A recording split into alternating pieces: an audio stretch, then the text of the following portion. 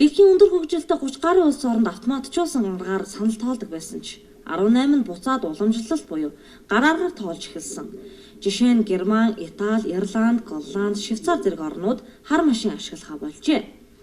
Ирландд 2004 онд засгийн газар нь Голландаас худалдаж авсан сонгуулийн 7000 этап машинаас сонгуульд хэрэглэхгүй гэж мэдгдсэн.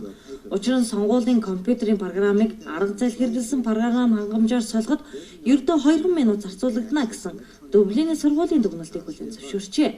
Германд 2005 оны Бундестагийн сонгуулийг машинаар өгсөн 2 сая гаруй сонгогчид сонгуулийн компьютерт алдаа гарснаас болж дахин сонгуульд хуучин үзэг цаас барьдаг аргаараа өгөх хэрэгтэй болсон. 2006 оны Америкийн нэгдсэн улсын конгрессийн сонгуулиар олон тооны электрон сонгуулийн машинуудад доголдол гарсан.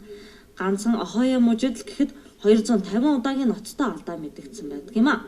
Шотланд 2008 онд Монголд хэрэглэдэг машинтай ижил төстэй машинаар буюу сонгуулийн хуудсыг сканерддаг техникээр сонгуул явуулсны дараа худлаа тоололт болсон нь батлагдсан.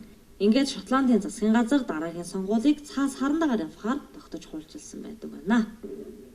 Сонгогчдын саналыг яаж тоолох вэ гэж асуухад автоматжуулсан машинаар тоолох нь зөв гэж 35.1% нь айкон дээр үзсэн байна. Нийт 845 хүнээс автомат машинаар тоолоод давхар гараар тоолох нь зөв гэж 59.8% нь үзсэн байна.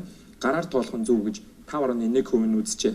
За Facebook дээр яг энэ санал асуулгыг явуулахад автомат машинаар тоолоод давхар гараар тоолох нь зөв юм гэж 1913 хүн үзсэн байна.